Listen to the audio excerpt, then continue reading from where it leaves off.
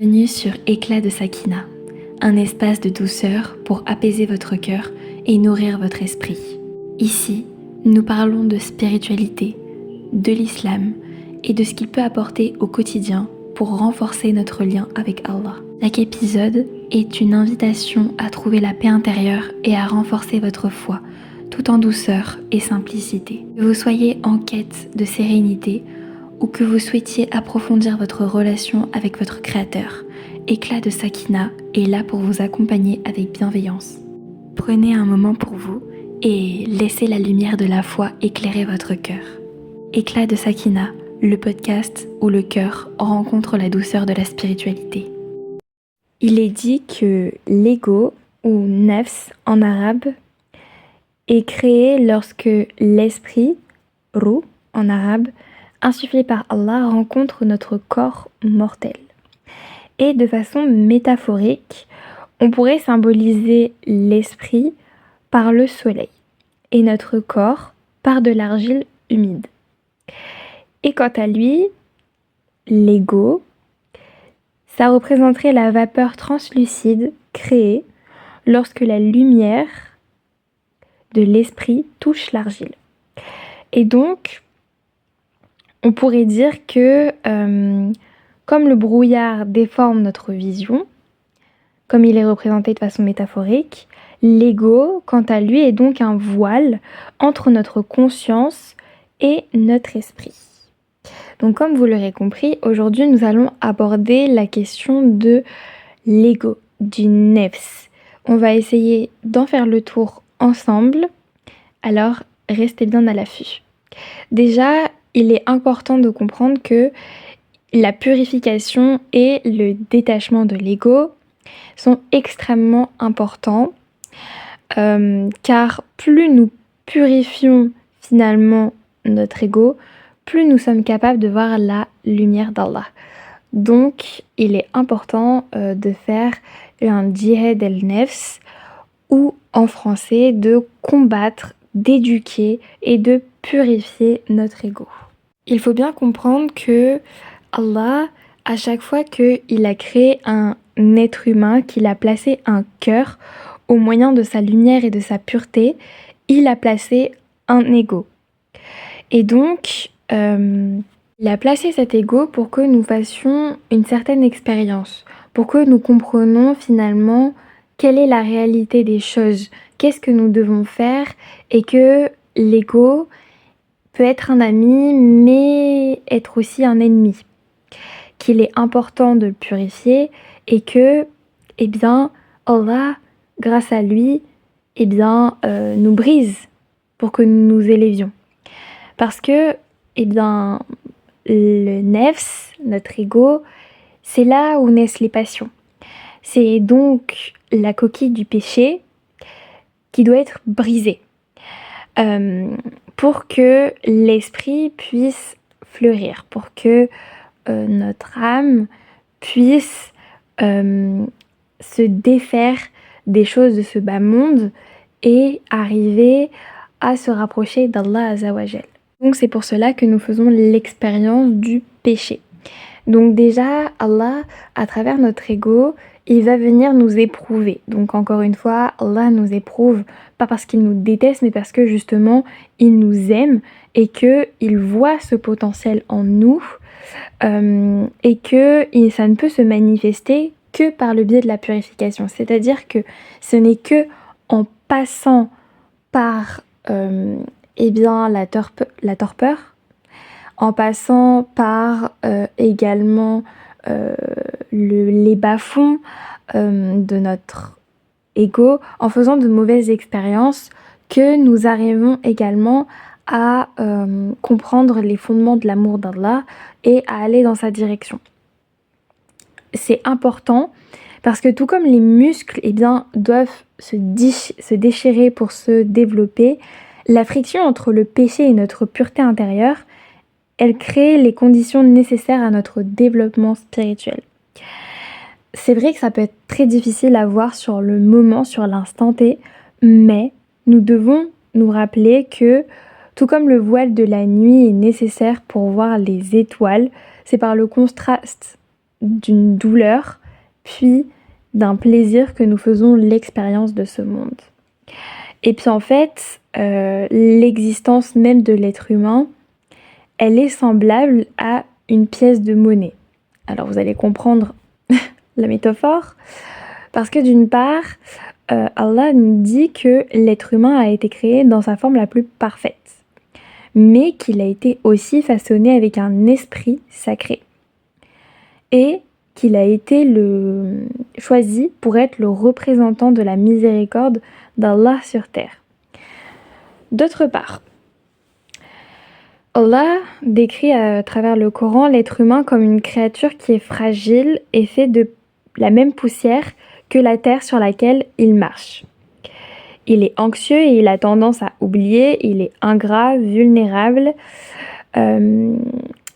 et un néant face à la réalité de l'éternel de Dieu. C'est-à-dire que, eh bien que l'ego puisse être considéré comme une exclusion à Dieu, comme une mauvaise chose en soi, eh bien en fait, c'est juste un voile qui nous sépare de l'unicité de Dieu. Et c'est également la raison pour laquelle cette unicité a du sens.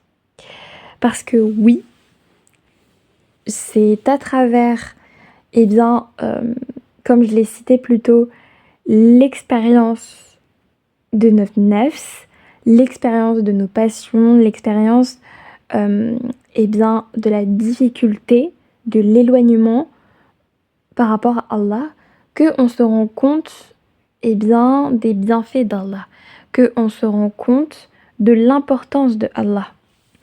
Et je vais vous citer eh bien, l'histoire de Adam et Hawa, alayhi salam. Pour certains savants, eh bien, les deux se trouvaient dans le jardin paradis parce qu'ils n'ont pas réellement fait l'expérience de la séparation avec Dieu. Et donc, ils n'ont pas pleinement réalisé le caractère sacré de leur proximité avec Allah que lorsqu'ils ont fait l'expérience contrastante de la distance avec Dieu.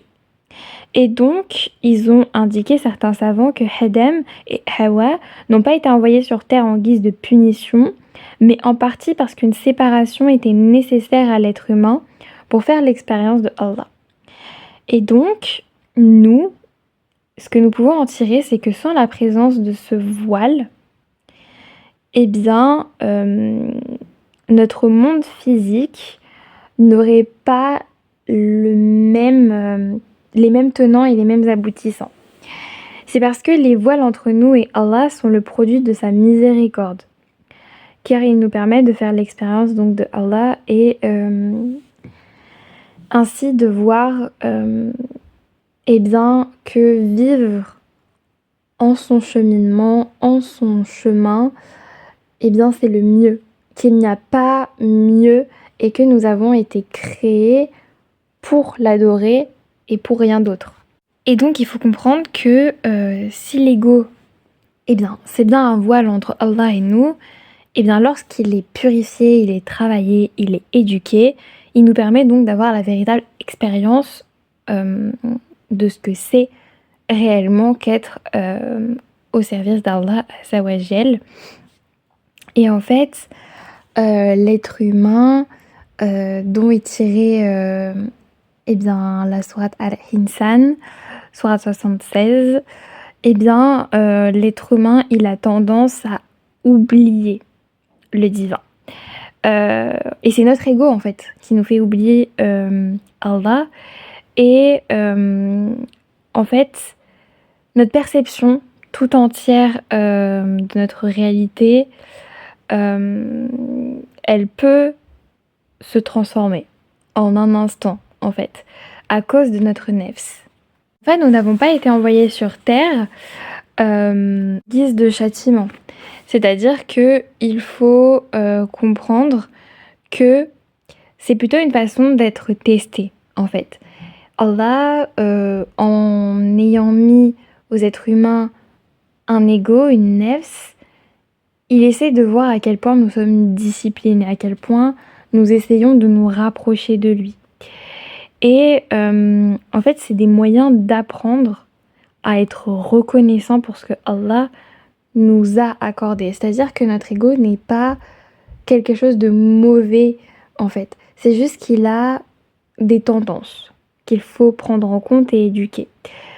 Et du coup, nous pouvons soit être leurrés par les plaisirs matériels de ce monde et oublier qui nous sommes, oublier le but même de notre existence, à qui nous appartenons réellement, soit justement on peut lutter contre les désirs de notre ego, et bien par la salat, par le dhikr, donc l'évocation des attributs d'Allah, et se rappeler effectivement de ce que Allah nous a apporté au travers de cette vie d'ici-bas, que ce soit dans notre subsistance, que ce soit en nous-mêmes. C'est important de se rappeler sans cesse. C'est pour cela que eh bien, l'islam est une religion de discipline et de rappel perpétuel, parce que l'homme, eh bien, lui, oublie constamment. Et donc, afin de comprendre pourquoi Allah nous a créés avec un esprit qui aspire à l'unicité et une nefs, un ego qui, lui, est attiré par l'individualité et la réponse à ses propres désirs, eh bien, il faut d'abord comprendre que toute chose commence et prend fin avec l'amour. L'acquisition d'une connaissance intime, donc on pourrait nommer marifa en arabe, de l'amour de Allah, marque le début de notre cheminement, puisque nous adorons la source d'amour, Al-Wahdoud. Nous avons été créés pour aimer et être aimés de Allah. Et même si nous avons vécu une vie durant laquelle il y a eu beaucoup de jours pluvieux, eh bien, ils ont été peut-être même plus nombreux que les grands ciels bleus.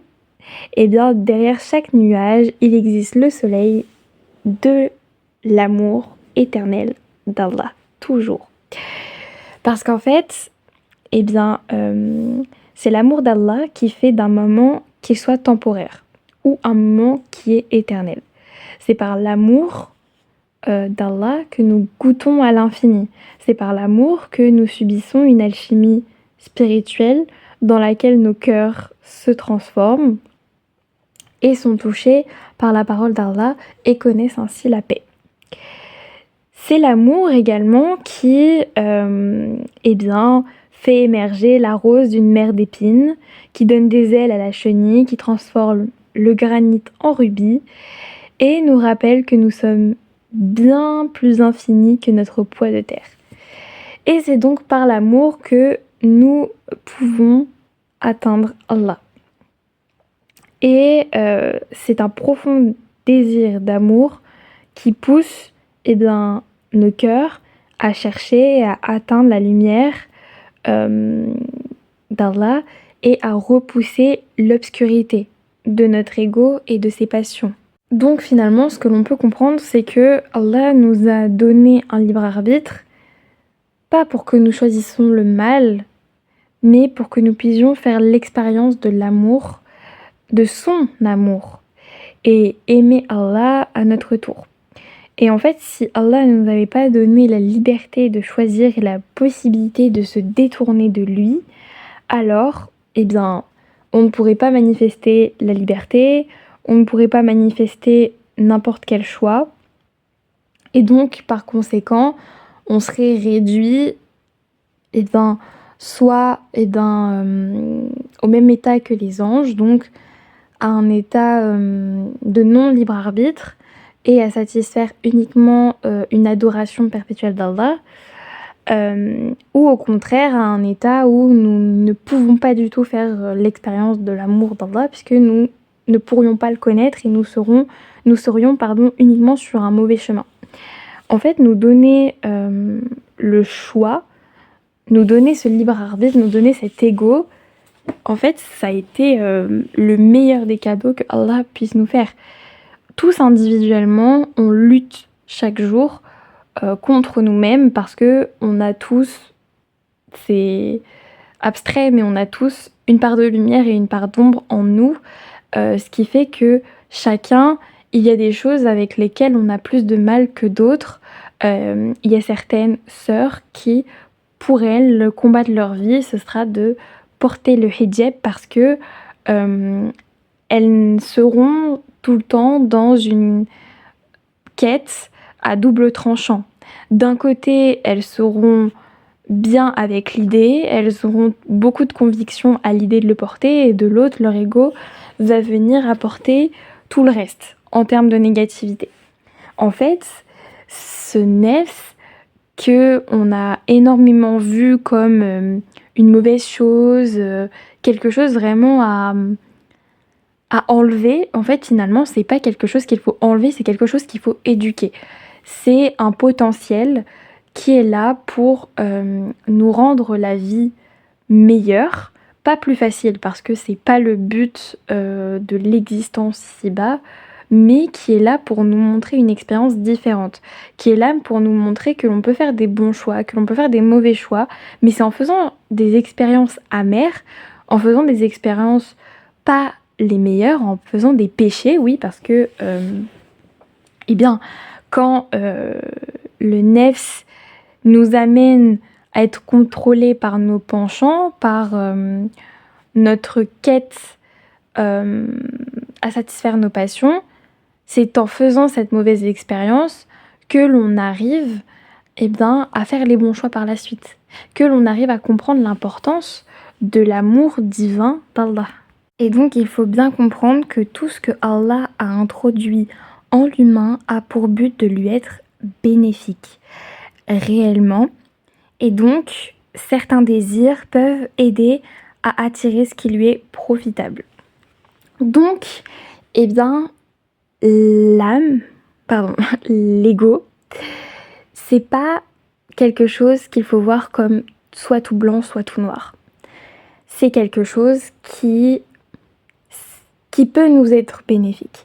Mais encore une fois, faut-il avoir conscience que nous avons un ego? Faut-il avoir conscience qu'il y a des choses à faire pour pouvoir l'éduquer, pour pouvoir le discipliner et que c'est un combat de tous les instants, c'est un combat qui est à la fois à l'instant T, mais qui est pour le futur.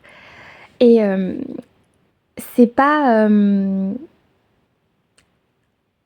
tout négatif, en fait. Il y a vraiment cet aspect positif à prendre en compte sur l'ego. Maintenant que nous avons vu à quoi correspond l'ego et le nefs, qu'est-ce qu'il apporte à l'être humain, ses tenants et ses aboutissants, nous allons voir la canalisation de ses désirs. Pour ce faire, j'ai décidé d'introduire le sujet par le philosophe Épicure et sa classification des désirs en 3 catégories. La première catégorie sont les désirs dits naturels et nécessaires, qu'il traduit lui comme indispensable à la vie bienheureuse. Ensuite, du coup, pour lui, un désir naturel et nécessaire, c'est un désir qui est inné en l'homme et qui a besoin d'être comblé, et dont c'est une nécessité de façon vitale. Ensuite, les désirs naturels et non nécessaires. Ces désirs-là ne sont pas mauvais parce qu'ils sont naturels, mais ils ne méritent pas de poursuivi de façon inconditionnelle et excessive. Comme par exemple, le désir de bien manger et de bien boire sont naturels, mais non nécessaires. Donc, les désirs naturels et non nécessaires, ce sont donc des fonctions naturelles qui peuvent être satisfaits sans que leur satisfaction soit dangereuse.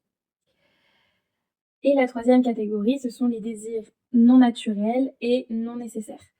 Les désirs non naturels et non nécessaires sont des désirs qu'ils catégorisent comme à absolument éviter parce que ce sont des désirs qui sont vides et qui naissent d'opinions vides. Et donc, en ce lieu, ils ne peuvent engendrer que de la souffrance, étant donné que l'homme va être dans l'impossibilité de répondre à ceci et de voir leur réalisation. Allah Azzawajal a introduit en nous-mêmes des fonctions et des qualités qui ont pour but de nous être bénéfiques si elles sont utilisées à bon escient. Donc le désir, il peut nous aider à attirer ce qui nous est profitable et aussi à repousser ce qui pourrait en revanche nous porter préjudice. Nous verrons plus tard dans l'épisode que lorsque le désir n'est pas utilisé à bon escient mais qu'il est poussé à son paroxysme de façon excessive, eh bien il nuit à l'individu. Et donc nous allons voir comment la raison, aussi saine soit-elle, peut nous apporter une rectitude à travers notre esprit et notre corps pour canaliser ces désirs, pour qu'ils soient utilisés à bon escient, pour que cela nous soit bénéfique et surtout qu'ils ne portent pas préjudice à l'individu. Allah Azzawajal nous a pourvu d'une raison capable de réflexion. C'est donc avec cette raison que nous avons conscience de notre Créateur, que nous avons conscience de ses bienfaits, de ses obligations, que nous pouvons donc réfléchir, méditer à sa parole et aux interdits et sur finalement tout ce qu'il nous a prodigué. La raison donc, elle nous pousse également à l'obéissance envers Allah Azzawajal et envers ses prophètes et ses messagers.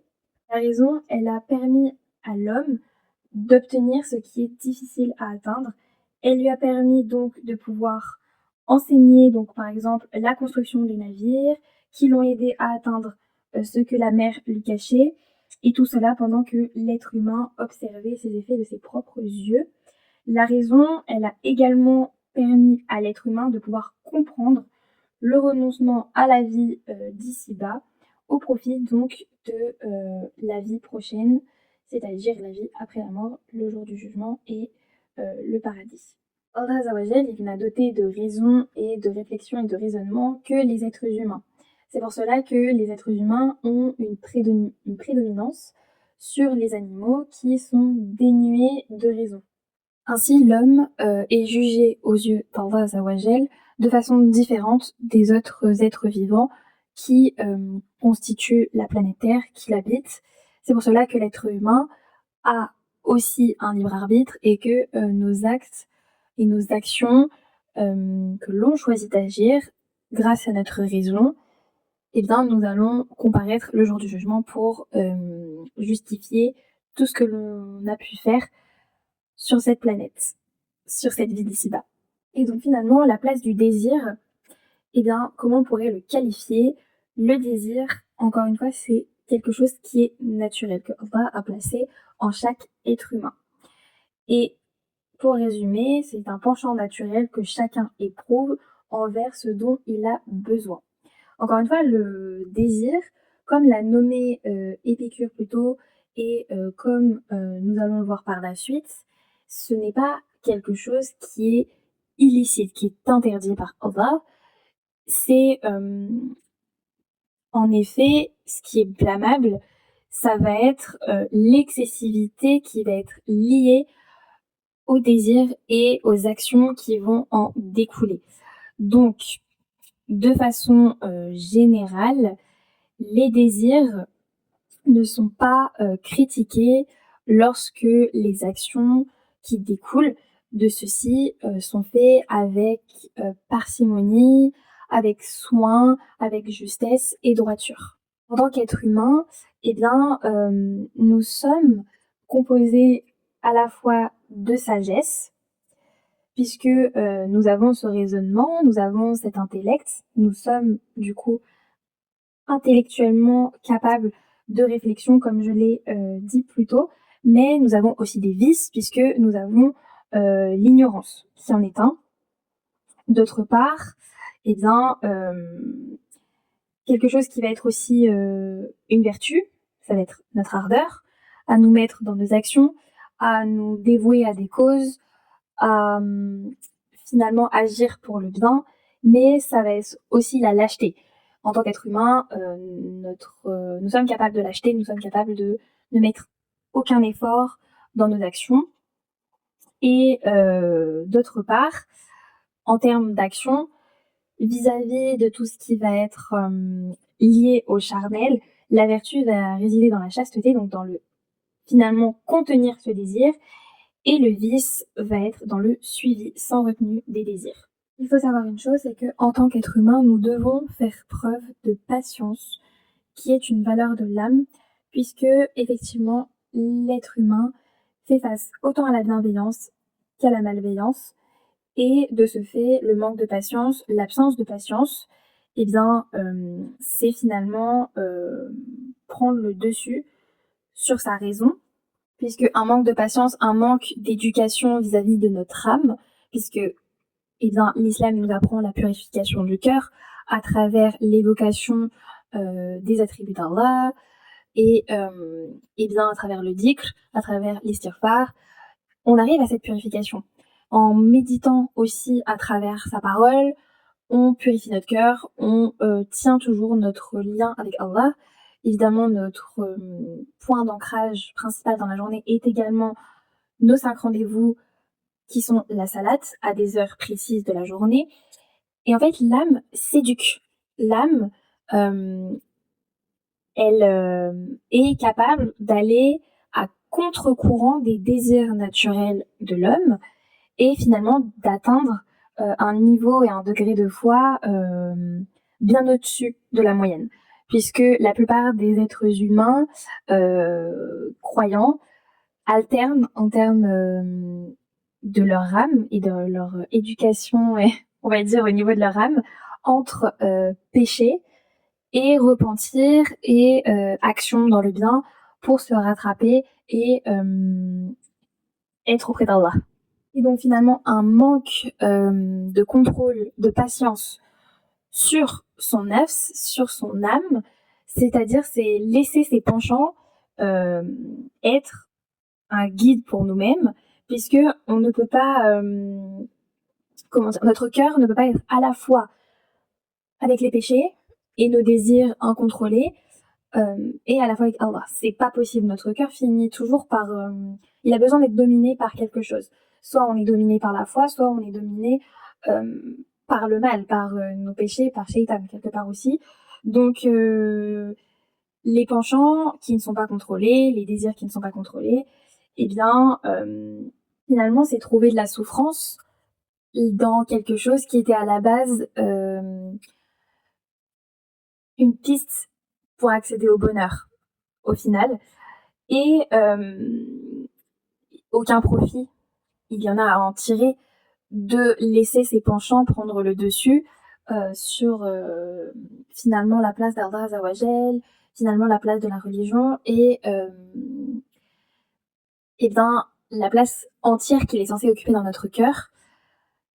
La présence de laisser nos désirs de façon incontrôlée, de ne pas éduquer notre âme, eh bien c'est la porte ouverte déjà à une roue libre, c'est-à-dire à un parcours de vie très malheureux où on alternera toujours entre tristesse, malheur, souffrance et plaisir immédiat, alors que le contrôle de ses penchants amène, oui, eh bien, de la difficulté, ce n'est pas évident, mais amène un bonheur plus durable et une paix intérieure qui n'est pas négligeable.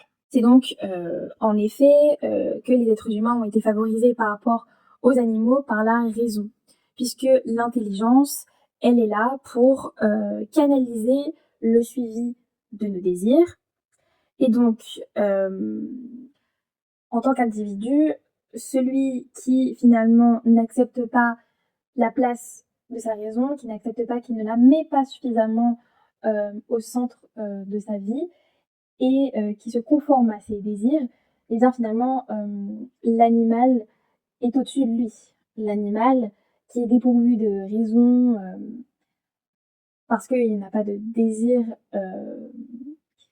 comme l'être humain peut le ressentir, et bien l'animal sera au-dessus de ces individus. Et pour illustrer ce que j'ai pu citer précédemment, celui qui est doté d'une raison saine doit comprendre que supporter l'adversité dans le combat contre les penchants est bien plus facile que d'endurer ce qui survient après les avoir assouvis. Petite parenthèse, pour l'écriture et la réalisation de cet épisode, je me base sur l'un des livres de Ibn al-Jawzi, qui est La guérison des âmes. Donc finalement, assouvir ces désirs de façon immédiate peut comporter énormément de répercussions, plus mauvaises les unes que les autres, mais on va dire que hiérarchiquement, si on hiérarchise les choses, l'une des conséquences les moins dangereuses est finalement un être humain qui va se conformer à assouvir de façon aveugle ses désirs, donc il ne pourra plus finalement s'empêcher de les réaliser, il va le faire de façon automatique et il ne va plus ressentir finalement cette adrénaline, ce plaisir immédiat, il n'y a plus de ce plaisir immédiat, c'est vraiment une addiction qui est faite parce que l'individu a l'habitude de le faire. Il n'y a plus vraiment de sentiment par la suite. Euh, j'ai dit finalement que c'était moins pire, mais toutes les conséquences restent quand même assez importantes sur l'individu et engendrent des dégâts, bien évidemment. C'est vrai que, en fait, on vient finalement, dans cette histoire de désir, de raison, à placer au centre l'adoration envers Allah, qui est l'essence même de ce pourquoi Allah nous a créés, et qui finalement, en tant que croyant, rend le combat de notre nefs, de notre âme, de nos désirs, avec un réel sens. C'est-à-dire qu'on sait pourquoi on le fait. On sait que adorer Allah, le mettre au centre de notre vie, prier, méditer, ça a un sens. Ça fait écho à notre intérieur, ça fait écho à notre âme et ça l'appelle à l'apaisement. Donc c'est vrai que le croyant a une raison de maintenir son âme et de lui apprendre à se discipliner. Parce que lorsque on n'est pas croyant, eh bien, ça va être très vite l'individu qui est mis au milieu de sa vie et qui va chercher un sens à sa vie. Donc pour lui, l'assouvissement de ses désirs, c'est le point central de sa vie. C'est le but, c'est une quête finalement à un équilibre pour lui, mais en assouvissant ses désirs qui ne sont pas forcément sains et ça va être extrêmement difficile pour l'individu finalement de réussir à se réguler dans une balance entre des désirs qui sont assouvis de façon contrôlée et qui sont finalement licites, qui sont bons pour l'individu, et des désirs qui vont être excessifs, qui ne sont pas contrôlés et qui sont illicites de plus et très mauvais pour l'individu. Que oui, assouvir ses désirs de façon incontrôlée, sous forme de pulsion, eh bien, l'être humain, contrairement aux animaux, il ressent de la culpabilité et cela prouve que l'être humain n'a pas été fait pour suivre ses désirs de façon incontrôlée et être guidé par eux et agir selon des pulsions. Évidemment, le désir, comme je l'ai pu le citer plus tôt par Épicure, mais aussi par Ibn al-Jawzi, les désirs ne sont pas tous blâmables. C'est-à-dire qu'il y a des désirs qui sont là et que tu arrives en tant qu'individu à contrôler, qui est nécessaire pour ton bien-être, pour ton évolution et qui améliore tes conditions d'être humain vis-à-vis de cette vie d'ici-bas, mais aussi dans l'entretien et dans ta relation avec Allah. La raison, elle nous aide à réfléchir aux conséquences et distinguer ce qui est profitable et bénéfique pour l'individu. Lorsque l'individu est confronté à ses penchants et à ses désirs, il peut faire confiance à son intelligence et à son intellect, ainsi bien sûr qu'à sa raison et à sa religion, puisque la raison, telle qu'elle est chez un individu qui a appris à éduquer son âme de la bonne manière, en agissant selon le Coran, selon la parole d'Allah Azzawajal, eh bien, peut faire confiance à son intelligence, puisque sa raison le conseille avec savoir et sincérité pour son bien-être, avec justesse et avec parcimonie. En fait, je ne sais pas qu'est-ce qu'il faudrait pour que les gens réussissent à comprendre la conséquence d'un suivi aveugle de leurs désirs, parce que Ibn al-Jawzi, dans La guérison des âmes, il dit bien que le suivi des désirs tels que l'exposition de ces agissements honteux à la vue de tous, la diffamation, ou le fait de passer à côté des bonnes œuvres et de la vertu, les gloires n'ont-elles pas été discréditées et les honneurs bafoués en raison du suivi des désirs? Je trouve que c'est une phrase qui expose parfaitement finalement ce qu'on manque en fait lorsque on est aveuglé par le suivi de ses passions et de ses désirs de façon incontrôlée. On passe à côté de belles œuvres, on passe à côté des bonnes actions, on passe à côté d'une occasion d'être heureux aussi, parce que l'être humain cherche à être heureux, mais le suivi des passions, le suivi des désirs ne l'amène absolument pas dans cette direction-là.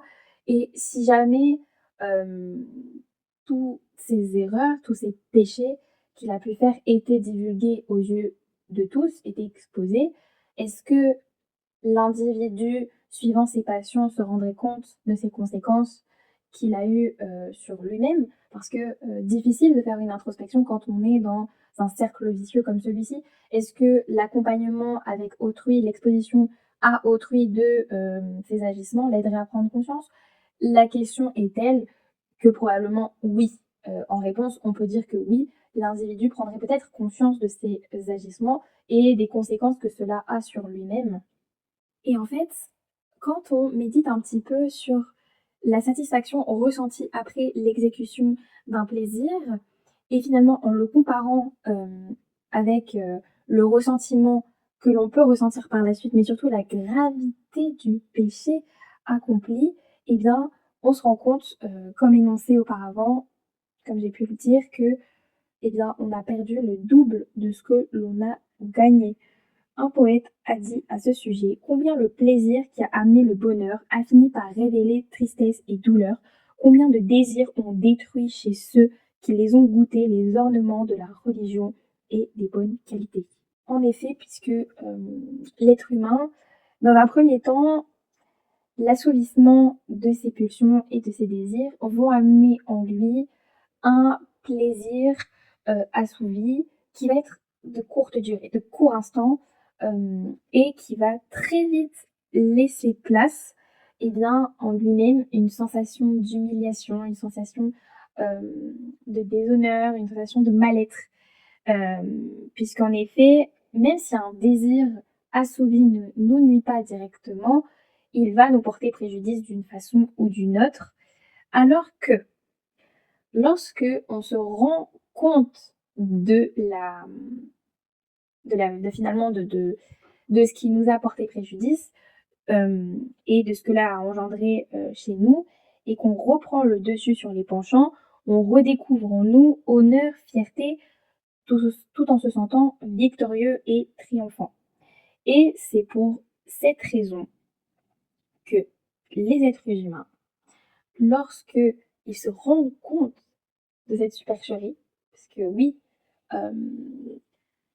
assouvir ses désirs, ce qui est promu par la société, ce qui est pas forcément dit directement, mais ce qui est suggéré, lorsque les gens se rendent compte que ce n'est pas ça qui va les rendre heureux, qui va les rendre dans un état de bien-être, eh bien, ils vont faire le contraire de ce qu'ils ont fait. Ils vont chercher à combattre ces pulsions, à combattre ces désirs et à les faire agir avec parcimonie, et ils vont chercher un bonheur durable, contrairement à assouvir ces passions qui sont des bonheurs à durée limitée, à durée immédiate même.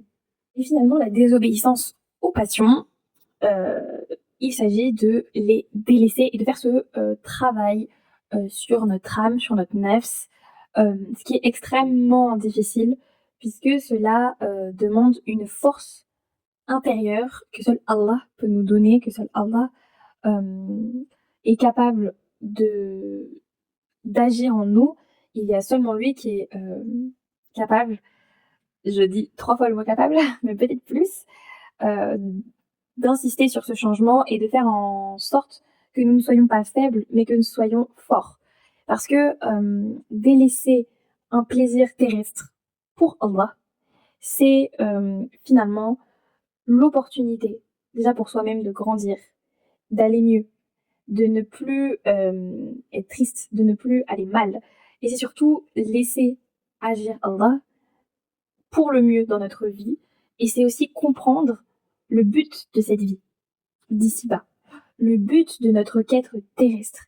Pourquoi et finalement nous existons et ça n'a pas de prix, je trouve.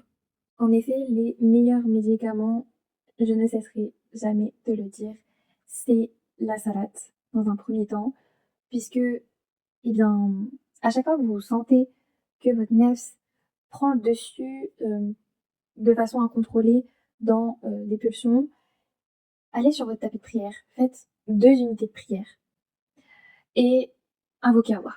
Parlez avec Allah, n'hésitez pas, livrez-vous, permettez-lui d'agir en vous-même et permettez-lui de pouvoir faire des miracles, si on peut dire ça, parce que parce que finalement les médicaments en fait de la maîtrise de son nefs, de ses agissements, de ses pulsions, de ses désirs, pour un bon raisonnement, une bonne âme éduquée, eh bien c'est la maîtrise de soi et la ténacité dans l'apprentissage de sa religion. Effectivement, puisque la meilleure des assistances, c'est la crainte d'Allah, puisque vous savez que, eh bien, une âme qui est méprisable, une âme qui a été pendant toute son existence, n'a fait que errer selon ses pulsions, selon ses désirs, devant Allah Azzawajal le jour du jugement, qu'est-ce qu'elle connaîtra, cette âme? Qu'est-ce que connaîtra cet individu devant Allah Azzawajal? C'est la question qu'il faut se poser. Voilà. Et vous en connaissez sûrement déjà la réponse. Donc c'est pour ça que c'est important, lorsque les désirs ne sont pas canalisés, d'apprendre à les canaliser. Finalement, les signes d'une âme qui est éduquée, qui a appris à se contrôler, c'est la droiture et la discipline dans la permission d'Allah et une grande sagesse, une détermination dans ses opinions et dans ses décisions, puisque eh bien, elle suit les commandements d'Allah. C'est aussi un esprit qui ne cesse d'apprendre et qui ne cesse de s'assagir, et une âme qui est apaisée. Voilà finalement notre but à tous en tant que croyants, et notre but sur Terre, c'est d'atteindre ce degré de foi et ce degré d'âme. C'est déjà la fin de cet épisode. Nous espérons que vous avez apprécié cette discussion autant que nous avons aimé la voir. N'oubliez pas de vous abonner à notre podcast pour ne manquer aucun épisode. Et si le cœur vous en dit, laissez-nous un avis ou partagez cet épisode avec vos amis. Vos retours sont précieux et nous aident à nous améliorer. Éclat de Sakina revient prochainement pour un nouvel épisode. En attendant, prenez soin de votre cœur ainsi que de votre religion.